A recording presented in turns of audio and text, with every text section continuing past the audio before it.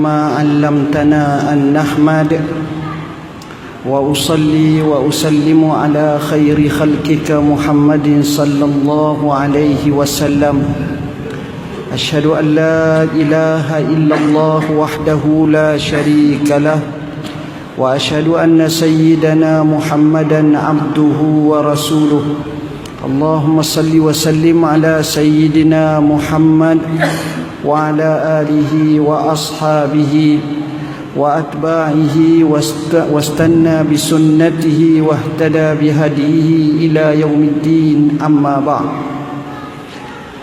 Yang saya kasihi pengurusi majlis, yang amat saya hormati Nazir atau pengurusi Masjid Kampung Paya yang sudah lama saya kenal, barisan jawatan kuasanya, ashabul fadilah, tutu imam, tuan-tuan guru, para alim ulama, yang saya hormati ketua kampung, penghulu mukim, orang-orang besar, datuk-datuk, datin-datin, muslimin muslimat, hadirin hadirat yang dirahmati Allah. Pertamanya, marilah sama-sama kita rafakkan setinggi kesyukuran kepada Allah di atas kurniaan nikmat dan rahmat, taufik dan hidayah serta afiat yang Allah kurniakan kepada kita, yang mana kalau kita nak hitungnya nescaya kita tak terhitung. Wa in ta'uddu ni'matallahi la tuhsuha.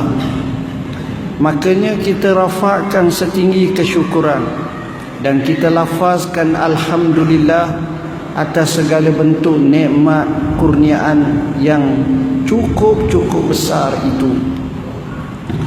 Alhamdulillah, pada malam ini saya ditaklifkan untuk membincangkan berkenaan dengan ancaman fitnah dan juga fitnatul dajjal.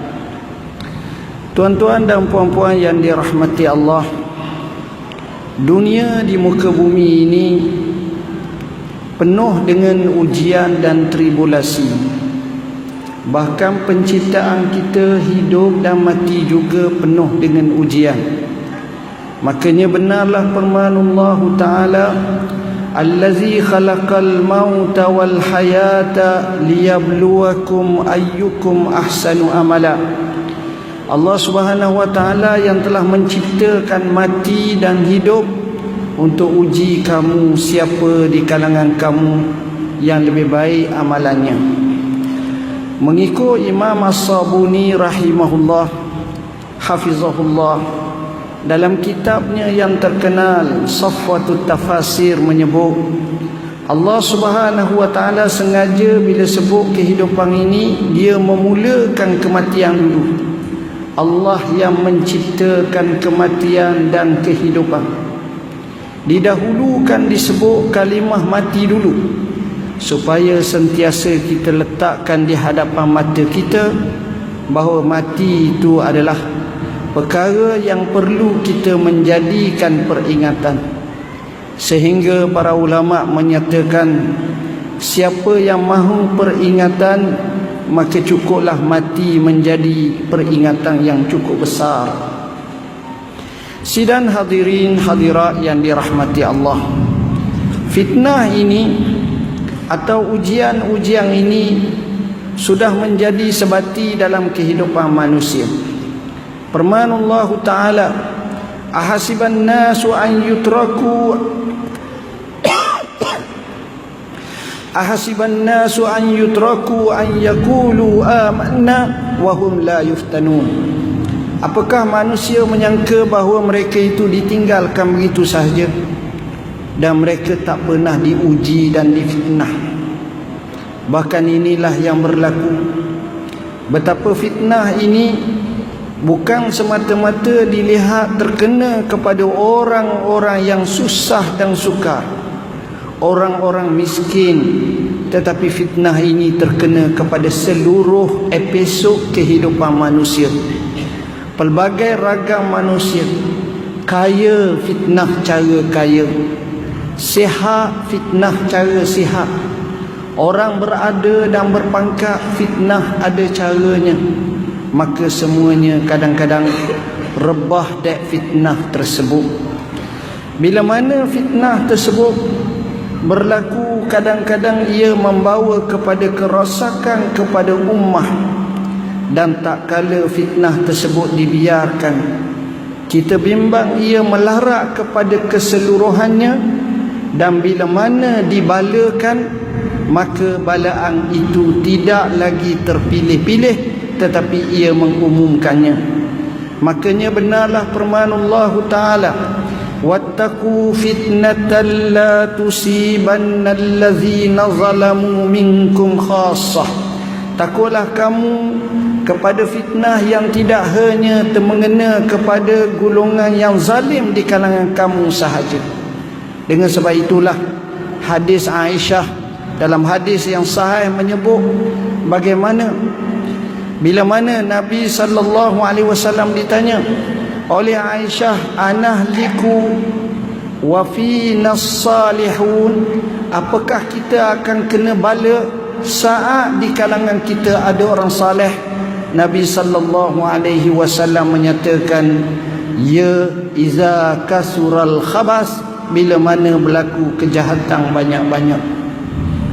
Sebagai contoh, dalam sebuah hadis yang masyhur, Rasulullah sallallahu alaihi wasallam bersabda, la ta'murunna bil ma'ruf wa la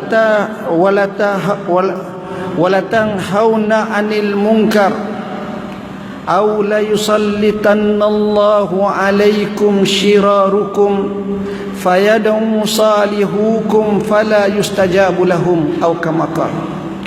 Sama ada kamu melakukan amal ma'ruf dan juga kamu melakukan nahi mungkar, atau kamu dikuasakan oleh orang-orang yang jahat di kalangan kamu, ketika itu orang saleh di kalangan kamu berdoa, maka doa tidak akan dimustajabkan. Memberi makna kepada kita bahawa fitnah ini boleh datang pelbagai keadaan. Dengan sebab itulah dalam sebuah hadis yang masyhur, Rasulullah sallallahu alaihi wasallam bersabda, Rasulullah sallallahu alaihi wasallam menyatakan, badiru bil a'mal qabla an ta'tiya fitanun ka qita'il lailil muslim asbahar rajulu mu'mina wa yumsi kafira wa yumsi mu'mina wa yusbihu kafira yabi'u dinahu bi'ardin minad dunya qalil. Mafhumnya, hendaklah kamu bersegera dalam melakukan amalan-amalan saleh dan ketaatan sebelum datang kepada kamu fitnah ibarat kepingan malam. Kalaulah di kampung paya ni malam, rasa-rasa Pasir Panjang malam ke tidak? Rasa-rasa di kawasan Port Dickson malam ke tidak? Rasa-rasa di Sunggala malam ke tidak? Dia akan mengumumkan semuanya.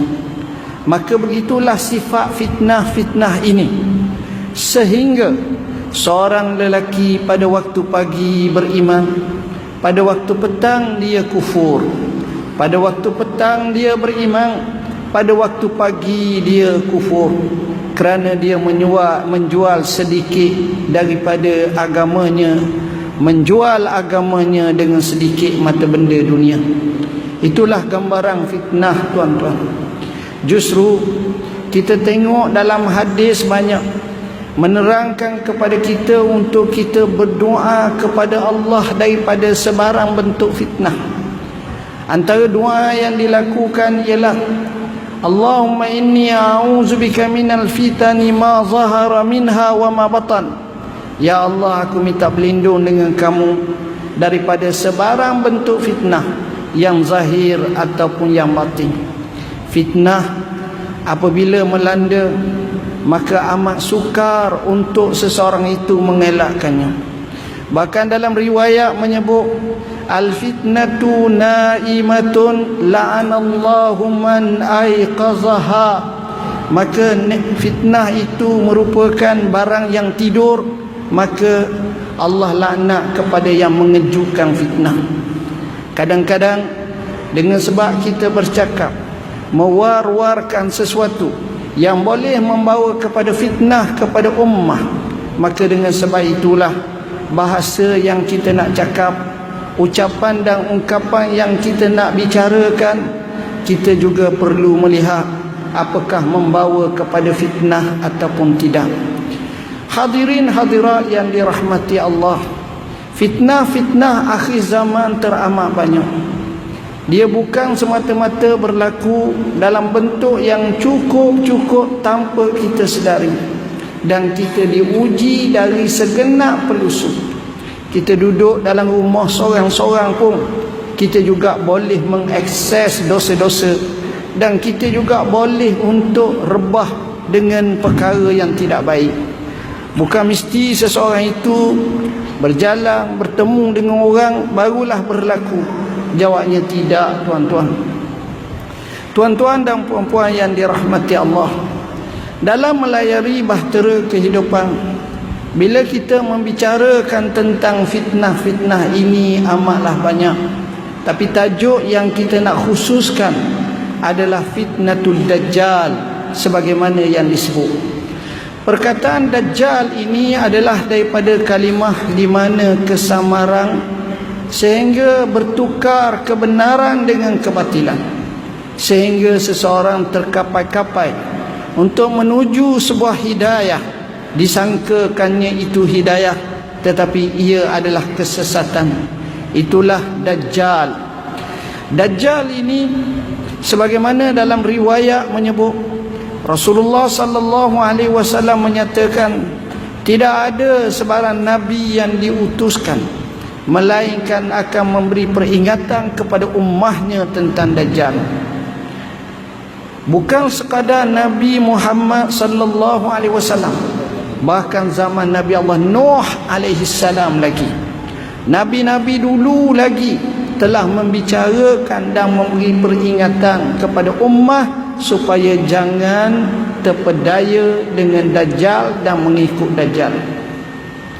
Kecuali Rasulullah sallallahu alaihi wasallam menyatakan, oleh kerana Dajjal akan keluar pada zamanku, yakni zaman umat Islam ini akhir zaman, maka Nabi sifatkan Dajjal ini dengan beberapa sifat. Sifat yang pertama, kata Nabi sallallahu alaihi wasallam, inna rabbakum laisa bi'awar, Tuhan kamu tidaklah buta, tetapi Dajjal ini adalah buta. Tuhan kamu tidak buta, tapi Dajjal ni sifatnya dia buta.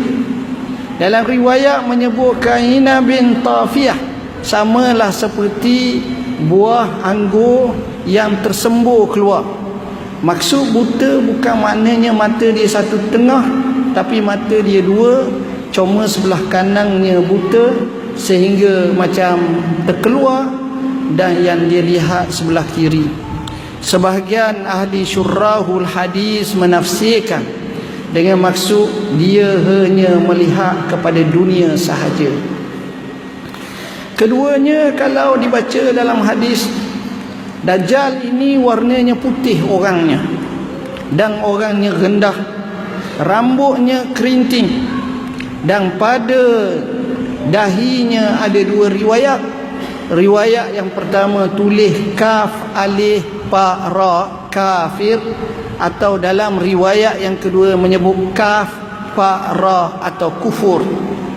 Dan Nabi menyebut kedua-dua ini dapat dibaca oleh orang yang beriman, sama ada dia faham atau dia tak faham, dia tahu. Yang tak dapat hanyalah orang-orang yang kafir atau orang munafik, seolah-olah berlaku pengabaian. Dajjal ini, walaupun di sana ada dua keadaan, satu dinamakan Dajjal, yang kedua dipanggil sebagai Dajjal yang paling besar. Ada pun Dajjal biasa, ini ramai, dan ini banyak, dan ini beza dengan Dajjal besar. Dajjal biasa ini dia hanya mengaku jadi nabi. Maka hak jenis mengaku jadi nabi, inilah Dajjal.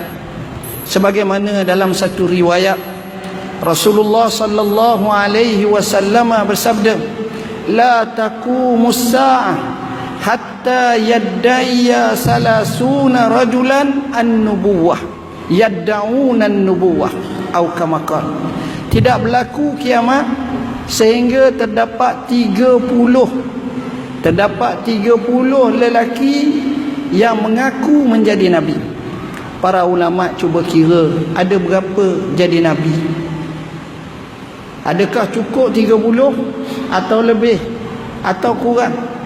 Maka bila kira didapati lebih, ada hak lebih. Jadi macam mana kalau benar hadis ini? Mereka jawab, maksud apabila disebut 30 ni maknanya yang mempunyai ramai pengaruh dan pengikut. Kalau hak seorang kapung dia mengaku dia seorang, tak ada orang ikut, itu lain. Tapi hak yang mengaku jadi nabi ni, bila mana dia mendakwa dia ada pengikut dan pengikutnya ramai, maka di situ manusia-manusia yang menabikan dirinya berlaku di sepanjang zaman. Bahkan saya, sejak saya jadi mufti ini, saya pun pernah bertemu dengan nabi 2-3 orang dah. Cerita benar. Ini yang berlaku. Ini yang berlaku, tuan-tuan. Dakwaan seperti ini menyebabkan kita rasa tidak selesa. Tetapi bila sebut Dajjal yang besar ni, dia tak mengaku jadi nabi.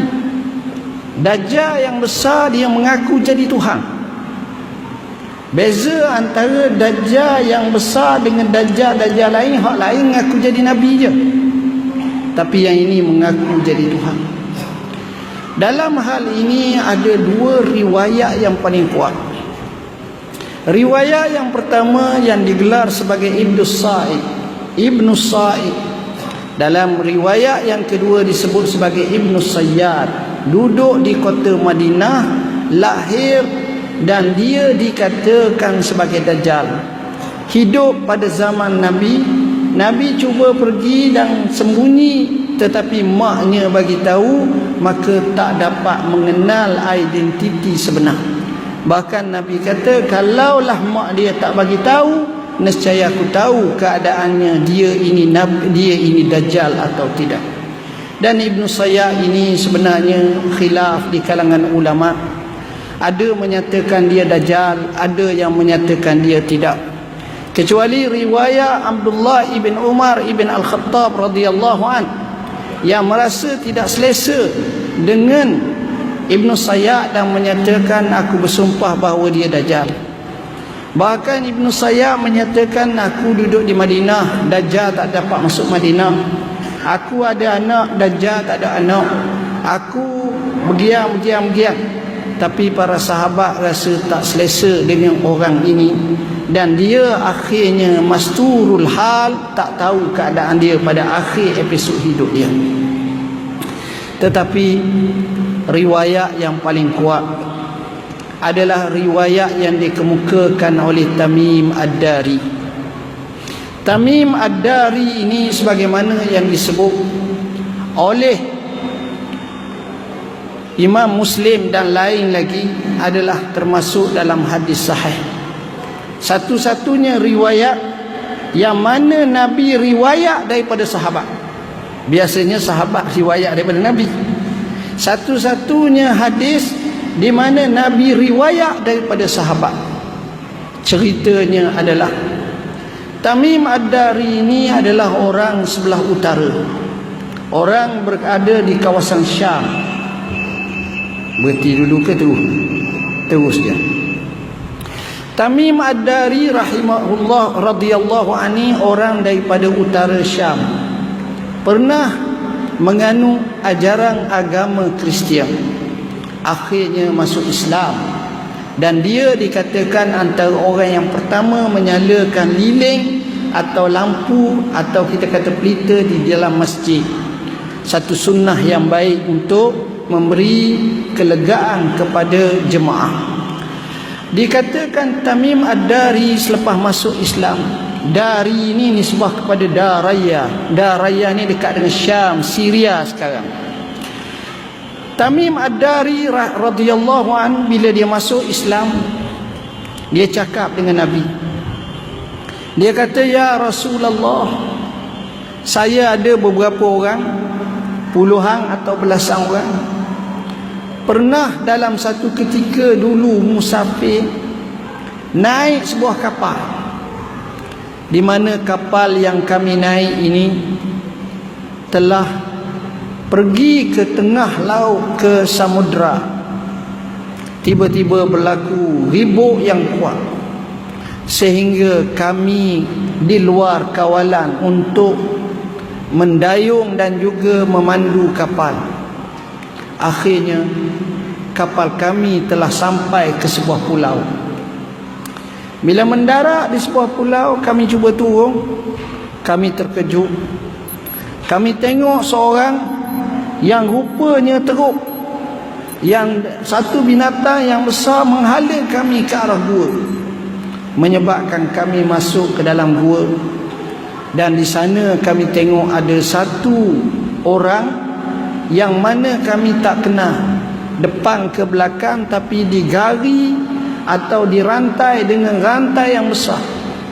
Dan orang ini bertanya kepada kami beberapa soalan. Antara soalan-soalan yang ditanya tentang pohon kayu, adakah telah tumbuh, atau air Tabari sudah kering, atau ada satu kawasan, atau ada ke tidak yang mengaku jadi Nabi sudah muncul sekarang ini. Beberapa soalan. Bila mana ditanya soalan tersebut, selepas dijawab, maka Tamim Ad-Dari bertanya, kamu ni siapa? Maka dia jawab, anal jassasah, akulah jassasah. Apa makna jassasah? Jassasah ni lebih kurang maknanya yang dapat banyak maklumat, yang tahu banyak, spy ke apa ke, lebih sangat tahu. Lebih kurang macam tu lah. Jadi kisah dia pergi ke pulau-pulau mana, Allah saja yang tahu. Mana kalau kita buat satu pencarian lah, nak cari memang tak bertemu lah jawab dia. Cuma Dajjal ni dibahasakan dalam hadis Nabi, khurujud Dajjal, dia keluar. Bila keluar ni bukan daripada atas. Kalau atas tu turun, macam Nabi Isa disebut nuzul Isa, Nabi Isa akan turun, dia ni keluar. Dan keluarnya Dajjal selepas berlaku beberapa tanda-tanda kiamat besar, maka Dajjal ini keluar. Keluarnya Dajjal ini, dia mengganas dalam masa 40 hari. Dan kata Nabi SAW, hari yang pertama macam setahun, hari yang kedua macam sebulan, hari yang ketiga macam seminggu, dan hari yang keempat serta seterusnya seperti hari-hari kamu. Dajjal ini tidak pergi ke mana melainkan dia dapat pengaruh manusia dan ramai pengikutnya. Antara pengikutnya yang paling ramai adalah daripada Yahudi Asbihan atau Asfahan. Ini terletak di Iran. Dan memang di sana pun ada satu perkampungan Yahudi, boleh tengok. Yahudi yang berpakai pakaian tayalisah. Dia jenis bulu, ada jenis satu pakaian dia. Yang ini antara pengikut Dajjal yang utama. Antara pengikut Dajjal adalah wanita-wanita. Suami-suami telah menasihatkan isteri-isteri di rumah, kunci pintu, nak keluar juga, lalu kau belakang, kau tikak, kau mana, keluar sebab nak bertemu dengan Dajjal, nak tengok dan merasa asyik dan merasa pengaruh. Akhirnya terikut dengan Dajjal. Dajjal memberi dua tawaran, syurga dan neraka. Syurga itulah sebenarnya neraka, dan neraka itulah syurga. Dajjal mempunyai sihir yang amat luar biasa. Dia boleh pergi dekat seorang, lalu dia potong orang itu, sebelah atasnya sebelah kanan, sebelah bawahnya sebelah kiri, lalu dia berkata, bercantunglah kamu. Akhirnya dapat bercantung. Dan orang ini berkata, selepas dicantumkannya, asyhadu annaka dajjal, aku bersaksi bahawa kamu adalah dajjal. Masa itu dajjal tak boleh nak buat apa dah. Dajjal dia boleh pergi semua tempat. Yang dia tak boleh masuknya ialah kota Mekah. Yang dia tak boleh masuknya adalah kota Madinatul Munawwarah. Dan kota ini kota yang dikaramahkan oleh Allah Subhanahu wa taala.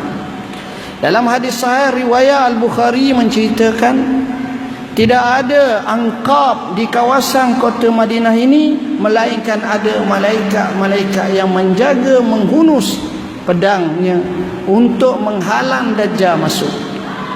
Dan Dajjal hanya berada di pinggir kota Madinah.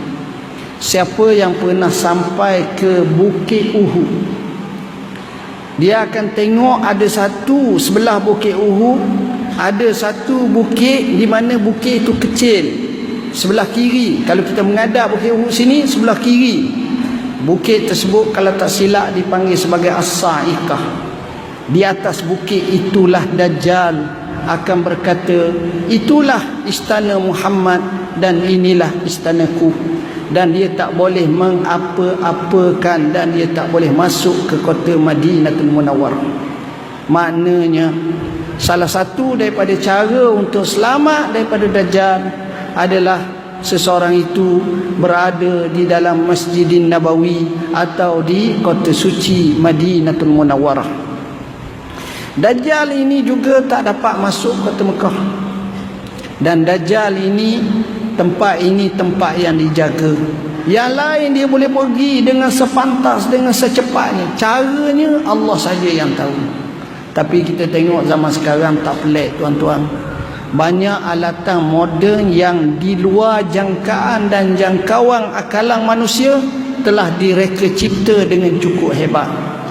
Orang nak pergi luar dunia sekarang ni tak pelik. Pagi minum air di Singapura, petang di Hong Kong, malam di Moskow, pagi esok pula di ini. Biasa je sekarang tuan-tuan. Sementara lagi orang seperti Dajjal ini. Dan antara perkara yang amat penting adalah kita hendaklah berdoa kepada Allah supaya Allah selamatkan kita daripada fitnah Dajjal. Dengan sebab itu dalam hadis yang sahih, Nabi SAW mengajar kepada kita, setiap kali selesai daripada sembahyang, selesai daripada tahiyat akhir, maka sunat kita baca doa, Allahumma inni a'udzubika min azabi jahannam wa min azabil qabr wa min fitnatil masihid dajjal wa minal ma'tham wal maghram, atau beberapa riwayat yang lain. Hadis ini menunjukkan kita minta khusus selamat daripada fitnatul dajjal. Dengan sebab itu tuan-tuan, seorang ulama yang saleh di zaman dahulu di kalangan tabi'in atau tabi'it tabi'in bernama Tawus ibn Kaisan, setiap kali anaknya selesai sembahyang, Tawus akan tanya kepada anaknya, wahai anakku, apakah kamu baca doa ini atau kamu tak baca? Semayang tahiyat baca dah, hak wajib tu tahiyat baca dah doa ni. Maka anaknya kata tak baca lagi bah, tak baca, lupa. Maka dia kata kepada anaknya, semayang semula baca doa tersebut. Nak cerita betapa kecaknaan dan keprihatinan supaya doa tersebut dibaca. Begitu juga kita membaca suratul Kahfi, awalan surah Kahfi dan juga akhiran surah Kahfi, sebagaimana yang disebut dalam nas-nas. Dajjal ini tuan-tuan, walaupun dia hebat, tapi kita kena faham yang paling hebat adalah Allah. Maka Dajjal ini setelah hampir mencecah 40 hari keluar, Allah Subhanahu wa taala turunkan Nabi Allah Isa alaihi salam.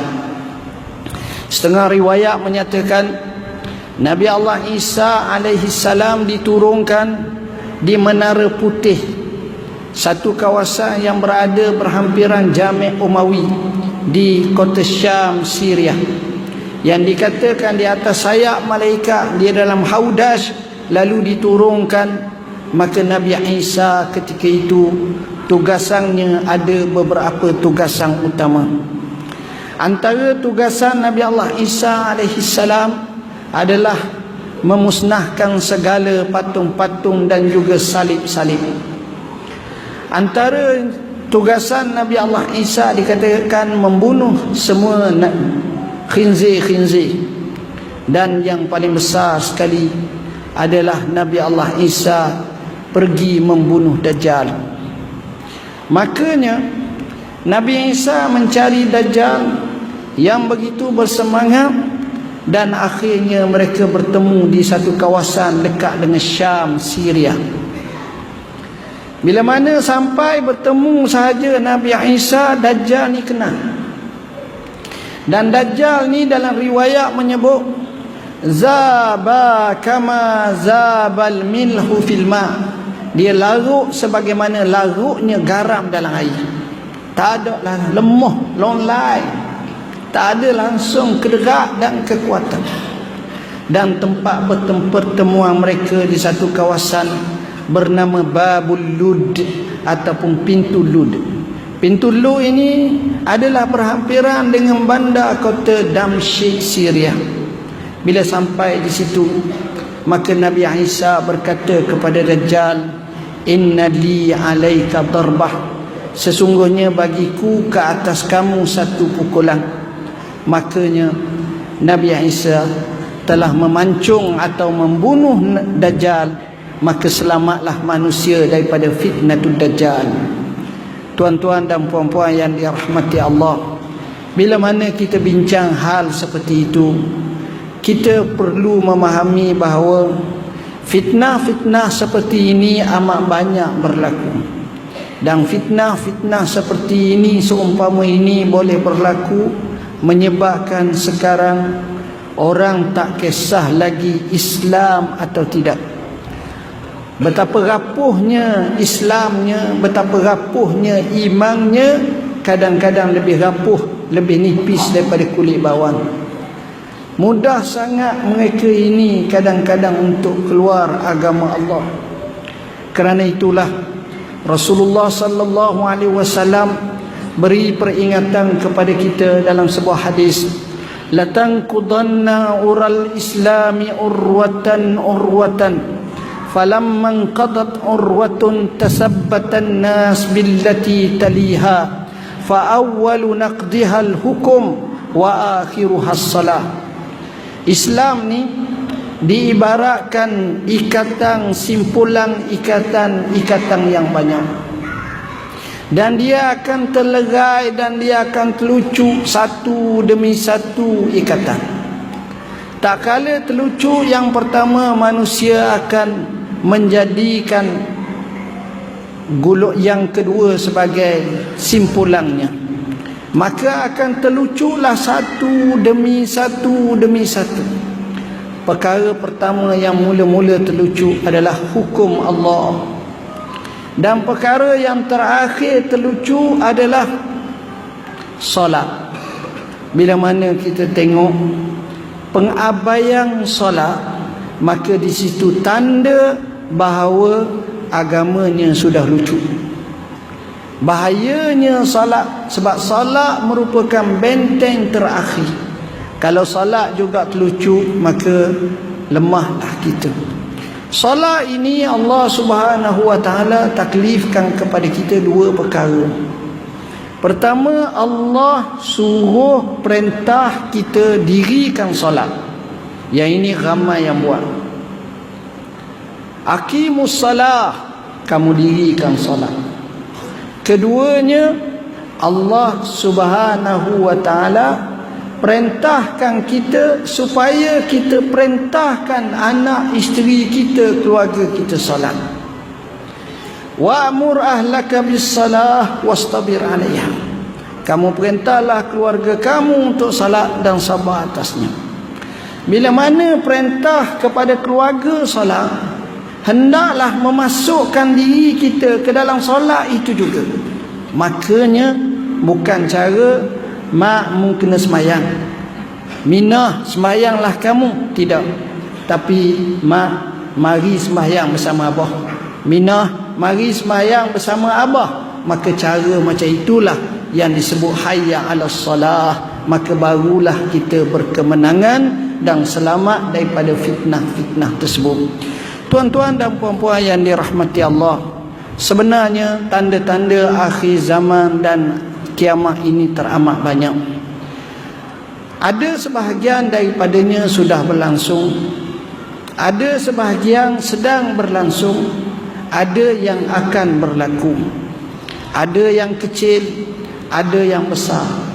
Para ulama telah mengkaryakan dalam kitab masing-masing dan kisahkan hal-hal ini satu persatu. Antara kitab yang terbaik adalah kitab yang dikaryakan oleh Syekh Dr. Yusuf Al-Wabil yang telah diterjemahkan, bertajuk Asyratus Sa'ah, tanda-tanda dan alamat-alamat kiamat. Begitu juga satu kitab yang menjadi ensiklopedia yang baik yang bertajuk Mawsu'atul Akhirah, yang mana telah ditakrizkan oleh Syekhuna Syekh Muhammad Said Ramadan Al-Buti, yang merangkumi bermula daripada tanda-tanda kiamat sampailah kematian, sampailah dalam kubur, sampailah dibangkitkan, sampailah dimuhasabahkan di hadapan Allah, sampailah mizan, neraca timbangan, termasuk juga titiang sirat, kemudian nikmat syurga, begitu juga bala ataupun azab neraka. Semuanya disebut dalam Mawsu'atul Akhirah satu persatu. Jadi saya rasa sekadar itulah tazkirah saya ringkas ini pada malam ni. Jadi kalau ada satu dua soalan kita persiakan.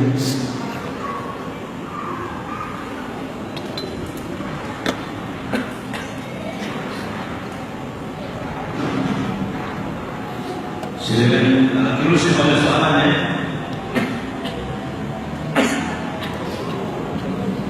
Assalamualaikum warahmatullahi wabarakatuh. Berkaitan dengan pembacaan beberapa soalan ayat salat. Jadi kita sampai dengan juga disudahkan soalan di masjid. Jadi bagaimana dengan pembacaan orang solat? Sama ada solat di rumah atau rumah yang ada di rumah masjid. Okey, terima kasih. Soalan kedua.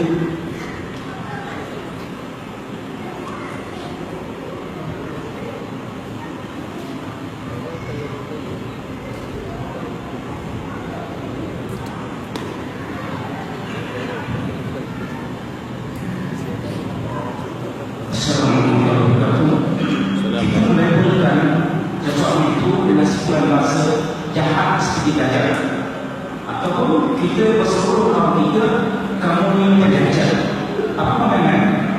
Apa itu? Okey, cukup. Terima kasih. Tak sia-sia mari di Kampung Paya ni. Soalan kau-kau.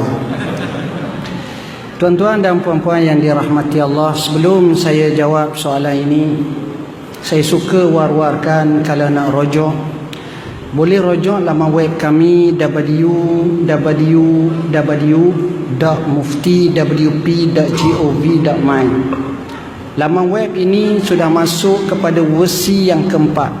Kita telah mengupgradekan yang terbaru pada 18 hari bulan 1 2018 baru ni.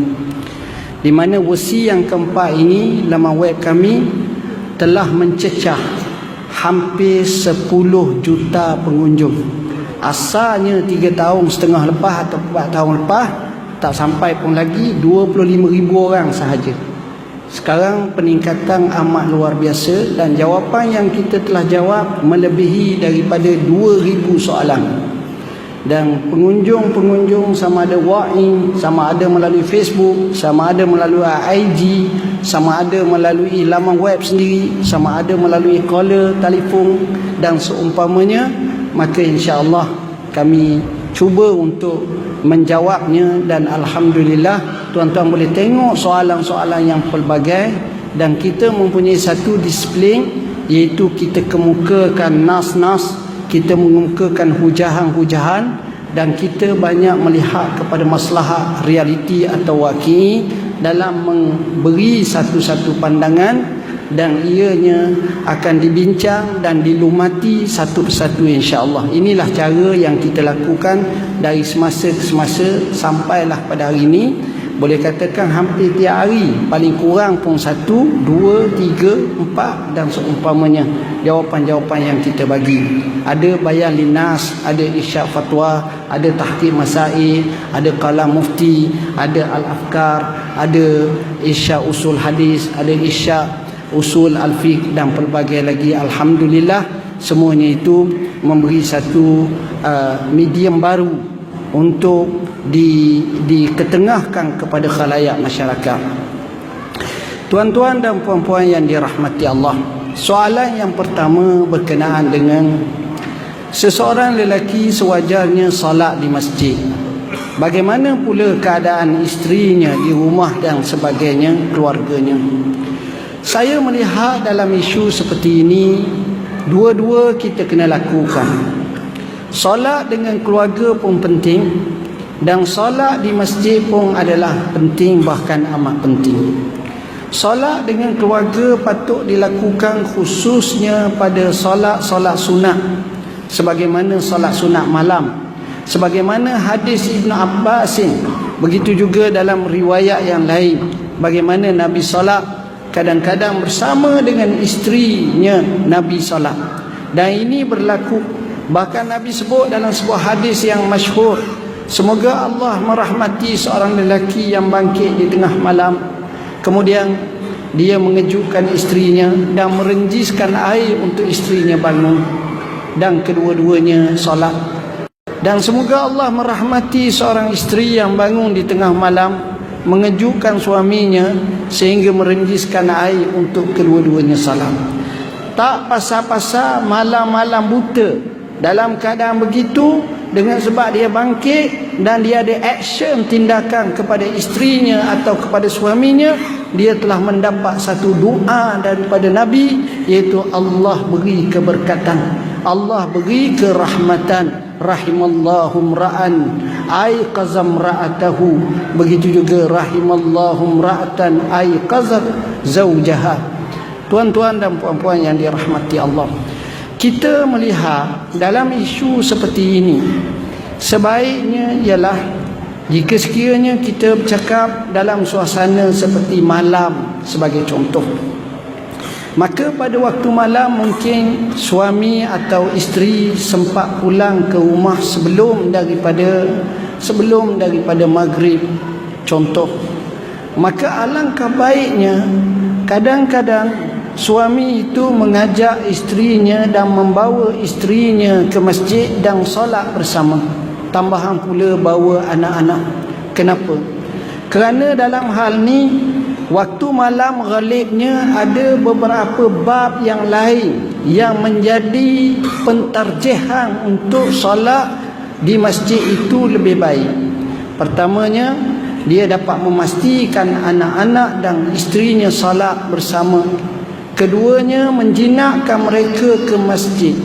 Ketiganya, menjadikan mereka memahami tentang bagaimana hukum hakam dan juga hubungan sesama Islam di masjid ini, sehingga mereka dapat membina jaringan hubungan dan dapat menerapkan adab yang baik. Kemudian ditambah lagi yang paling penting, mereka boleh salat berjemaah dalam bentuk jumlah yang besar. Dan lebih penting juga, mereka dapat sama-sama menghadiri majlis ilmu. Sedangkan menghadiri majlis ilmu, sebagaimana sabda Rasulullah sallallahu alaihi wasallam, man salaka tariqan yaltamisu fihi ilman sahhalallahu lahu bihi tariqan ilal jannah. Siapa yang berjalan untuk mencari secangkir ilmu, maka Allah mudahkan baginya jalan menuju ke syurga Allah. Maka berlakulah kefahaman antaranya, isterinya, anak-anaknya. Maka di situ saya katakan, kalau seperti itu, ajaklah isteri ke masjid dan boleh untuk sama-sama melakukannya. Kita tak nafikan bahawa wanita lebih baik sembahyang di rumah, tetapi dengan sebab adanya unsur belajar, maka ia menjadi lebih kuat. Benarlah sabda Nabi sallallahu alaihi wasallam, la tamna'u ima Allah masajid Allah. Jangan kamu tegah wanita-wanita hamba Allah wanita ini daripada menuju ke masjid-masjid Allah. Jadi di situ akan berlaku kekuatan rohani antara suami dan isteri. Pada masa itu kita akan merasa sebuah kehidupan yang jauh lebih baik. Dalam saat yang sama, kadang-kadang kerana keperluan anak-anak yang masih kecil dan pengurusan-pengurusan yang tertentu, maka biarkanlah anak-anak dengan isteri kita sembahyang bersamanya kadang-kadang, tapi bukanlah sifatnya sentiasa begitu. Maka selang sedih seperti ini adalah amat-amat baik. Tuan-tuan dan puan-puan yang dirahmati Allah, untuk nak melebarkan jawapan itu, saya syurkan bacalah buku kami Baikilah Solat. Solat itu mudah, yang kami terangkan satu persatu, Q&A tentang bersuci dan solat, tambahan pula isu tinta nasihat untuk penuntut ilmu, dan hadis yang saya bahaskan tadi Al-Kafi syarah hadis 40 tu satu persatu sudah ada.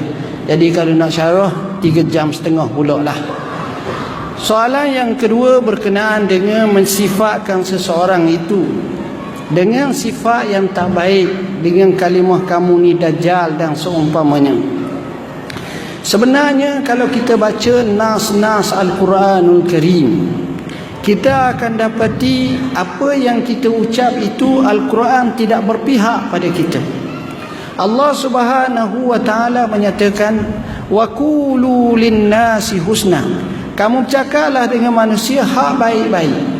Dalam hadis yang masyhur, Rasulullah sallallahu alaihi wasallam bersabda, "Man kana yu'minu billahi wal yawmil akhir falyakul khairan aw liyasmut." Siapa yang beriman dengan Allah dan hari akhirat, maka hendaklah dia bercakap yang baik atau dia diam sahaja. Jadi kalimah seperti itu adalah tidak sesuai. Bahkan Rasulullah sallallahu alaihi wasallam sendiri menyatakan, laisal mu'min bitta'an walal la'an. Orang Islam yang sebenar bukanlah sifatnya sentiasa melukakan maruah orang dan melaknat orang-orang atau menggela yang tak baik. Allah Subhanahu wa taala menyebut, wala tanabazu bil alqab, dan janganlah kamu menggela dengan gelaran-gelaran yang kasar dan yang tak baik. Bahkan disebut dalam nas, bisalismul fusuq, dan seburuk-buruk nama itu adalah perkara yang fasik-fasik, yang tak baik. Kenapa? Kerana bila kita banyak menggunakan istilah-istilah yang tak baik, maka yang pertama dia akan membawa kesan kepada jiwa. Dia akan memberi kesan kepada kerohanian kita. Dan disitulah menunjukkan peradaban dan akhlak kita. Mengakhlakkan dengan akhlak yang baik adalah luar biasa, dan ia adalah paling mahal dan paling sukar.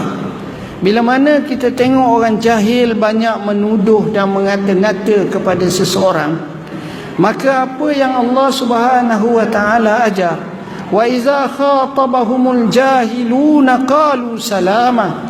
Apabila orang-orang jahil banyak berbantahan dan mengata-ngata kepada seseorang yang baik, maka ucaplah dengan kalimah salam, salam, salam. Itu caranya.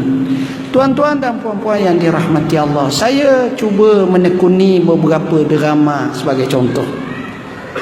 Bukanlah tengok semua, tapi kadang-kadang tengok. Kadang-kadang kita tengok, minta maaf cakap, saya selalu sebut, kadang-kadang pengaruh drama mari, pejabat kita buat sebagainya. Kadang-kadang kita tengok kita masih lagi dalam bentuk muflis, bankrupt atau miskin atau apa dalam menggunakan bahasa-bahasa yang indah ketika mana kita berdrama ataupun bercakap yang menjadi rojokan kepada masyarakat umum.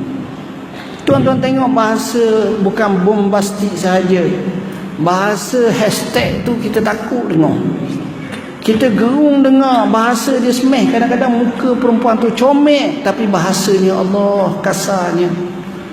Bahasanya kadang-kadang jauh, rupa lain, bahasa lain. Sebab peradaban ni penting. Sebab itu Abdullah ibn al-Mubarak berkata, nahnu ila qalilin ilal adab ahwaju ilaina min kasirin ilal ilm. Kita ni sedikit adab tu jauh lebih penting dan lebih berhajat kepada kita daripada banyaknya ilmu. Sebab itu bahasa ni penting.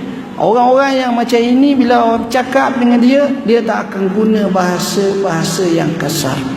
Kecualilah bahasa tersebut sepatutnya kita katakan tak kala berlaku cabaran kepada Nabi, contohnya Nabi Muhammad sallallahu alaihi wasallam, atau berlakulah kata-kata yang tak baik kepada begian-begian, maka pada masa itu Allah Subhanahu wa taala menyatakan faman i'tada 'alaikum fa'tadu 'alaihi bimisli ma i'tada 'alaikum. Bimisli. Mana bila orang menceroboh ke atas kamu, kamu boleh balas balik qadar apa yang dibuat pada kamu. Tapi orang kita tak. Kadang-kadang bila dah bergaduh, dia akan cakap yang ini tambah jauh teruk lagi. Sebab itu Nabi menyebut seperti inilah yang dianggap sebagai tanda-tanda munafik. Sabda Rasulullah sallallahu alaihi wasallam dalam hadis yang masyhur, arba'un man kunna fihi kana munafiqan khalisa wa man kanat fihi khaslatun kanat fihi munafiqah atau kama qala. Siapa dia ada 4 perkara, maka dia termasuk dalam sifat orang munafik. Salah satunya apa kata Nabi? Wa iza khasama fajar. Bila mana dia bergaduh, dia melampau. Apa makna melampau? Hak tak pun dia tambah juga, dia kata juga. Kadang-kadang dia tengok dan dia kata kepada orang tu, tidak ada sekelumi kebaikan pun pada orang tu seolah-olah. Wal-iyazabillah. Maka cara ini adalah cara sifat-sifat yang tak baik. Jadi sewajarnya kita elakkan. Tetapi kita kena ingat, kadang-kadang manusia ini dia bercakap berdasarkan kepada apa yang dilakukan oleh manusia. Contohnya apabila manusia itu merasakan hal kredibiliti dan seumpamanya menyebabkan dia boleh dituduh dan dikata, pada masa itu wala yalumanna illa nafsah, dia jangan hina kecuali diri dia sendiri. Ini pun bala tuan-tuan. Jadi dengan sebab itulah tuan-tuan, elakkan daripada kalimah tersebut kecualilah dalam keadaan-keadaan tertentu. Dan kalau kita nak buka ruang seperti ini banyak, cumanya orang-orang yang hebat kadang-kadang dengan digelar perkara-perkara yang tak baik kepadanya, tapi bila mana dia menjawabnya, menyebabkan orang yang mendengarnya akan fikir 1000 kali fikir. Sebagai contoh, bila mana seorang ulama dia telah dituduh oleh Raja Tatar yang pada masa itu belum Islam. Bila ditanya, adakah kamu orang beriman, orang mukmin, orang muslim? Kata dia, ya. Maka dia jawab, sesungguhnya kamu lebih hina daripada anjing aku. Maka ulama ini menjawab, wahai tuanku, benar sekali apa yang tuanku jawab katakan itu.